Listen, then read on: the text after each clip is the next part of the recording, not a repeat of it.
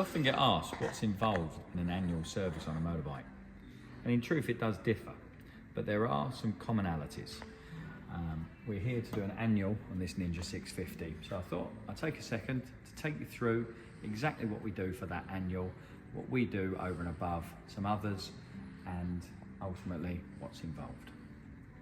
So an annual service really is to check and inspect the motorcycle. So starting at the front end of the bike, things we're going to be looking at, on this bike in particular, this has some slide pin calipers. These particular slide pin calipers, we're going to remove the caliper and we're going to be checking obviously the brake pad thickness, but more importantly that the slide pin's moving, because a very common problem is that people don't lubricate or let dirt get into these boots if they're ripped. And if these boots are ripped and the slide pin actually seizes, then you're only going to be wearing one side of your caliper. Then whilst you're on the front end of the bike, we'll look at the tyre valve. Very missed point. Tyre valves do corrode. Rubber or synthetic rubber doesn't last forever. So one of the things we want to do is pull over the valve and make sure there is no cracking here. And obviously take the tyre pressures. Whilst we're here, I'm gonna have a little look up, make sure there's any pitting on the forks, make sure there's no leaking fluid, and a general check over, make sure there's no loose bolts. Then as we move down the bike, we do it in a circle. That way we don't miss anything. So as we move down the bike, we'll have a little look in there if we can. Some bikes you can't take the front sprocket cover off, and for an annual, realistically, unless you're being asked to, no need to check that front sprocket. Unless of course you see an excessively worn chain and an excessively worn rear sprocket, then of course you're going to check that.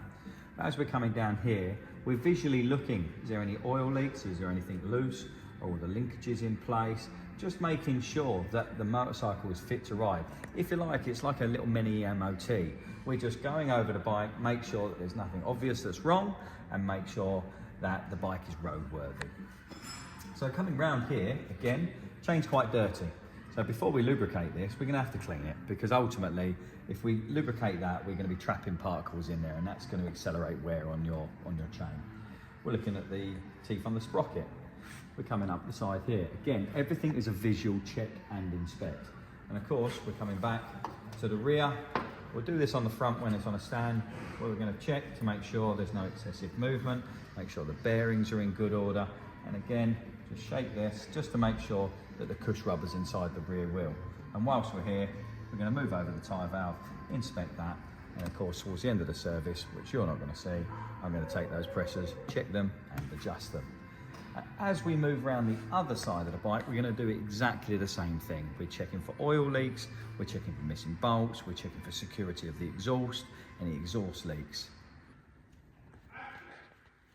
So one of the obvious things on the annual is obviously an oil change. And you sort of think, well, why is that obvious? Well, at the end of the day, even if you haven't ridden your bike, if oil sits in your engine over winter, there's every chance your engine can build up condensation. If your engine builds up condensation, and when you run it, that water's going to go into your oil. Now, I hear you turn around and say, yeah, but oil and water don't mix. If you mix it aggressively, it will emulsify. So there is a risk that you can end up with some emulsified oil. Then again, some people say no. So that is a bit of a hotly debated topic, if I'm being perfectly honest. But for me, if you're doing an annual, part of it should be to take the oil out, because this way you can have a look at it if it's coming out, see if there's any shimmering, see if there's any material in it. Some people may have a magnetic drain bolt. You can check that to see if there's any material on it, and it gives you a general indication on the wear of your motorcycle.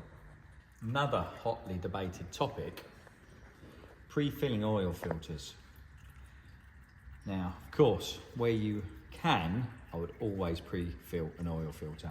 Now, on initial startup with this, being that we've had to run the engine to warm up the oil, we do know that everything is going to have a film of lubrication. So if you weren't able to pre-fill the oil filter, that literal moment of everything pressurizing wouldn't cause you an issue. But of course, if you can, then do. On this Ninja, the oil filter is at an angle. So we are going to pre-fill it. We're no doubt going to lose a little bit. If it was a vertical one, of course you can pre-fill it because you can go straight up. But many bikes are horizontal. Well, if you pre-fill the full filter, by the time you've screwed that on, I can guarantee you'd have lost 50% of it. Someone would argue, why do that and make a total mess? or waste your oil. But in this case, we are going to pre-fill it, and we use Motul here in the workshop. So we'll get that in there.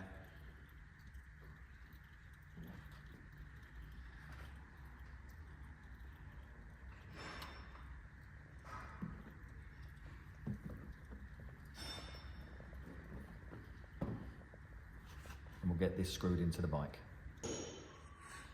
Another simple overlooked thing, your humble drain washer. I mean, it's just a washer, isn't it? We can reuse that. We probably can.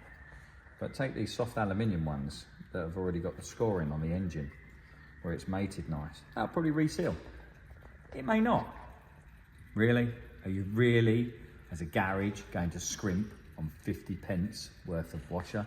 So of course, once it's finished draining, no aluminium washer on there. Simple, but not always done, and it needs to be. Oil's in the bike. This bike's got a sight glass, so we're going to fill to the top line and then run the bike. Obviously, that's going to help fill the oil filter. Then we're going to let the bike sit and we're going to recheck.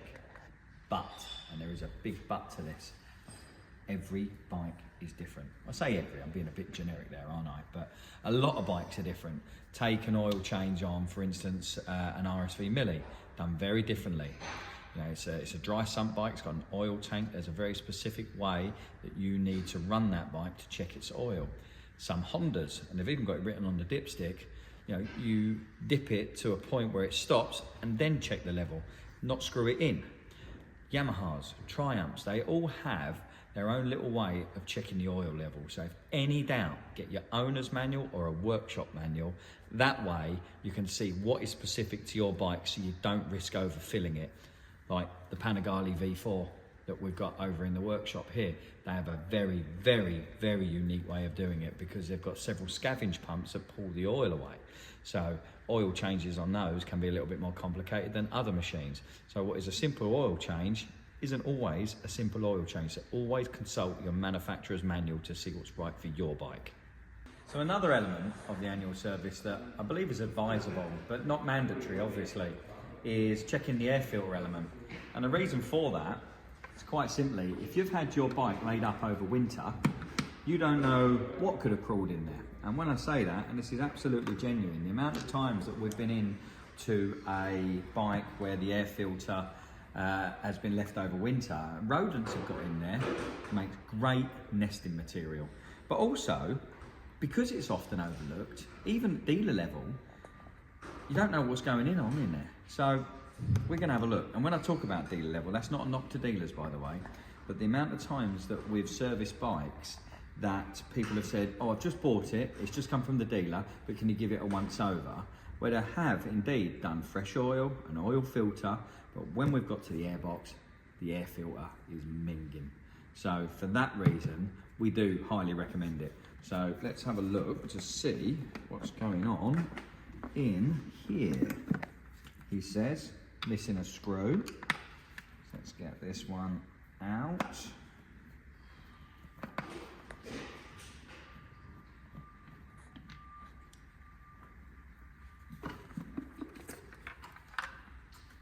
Airbox is nice and clean, which is always a good sign, so nothing's come through on it.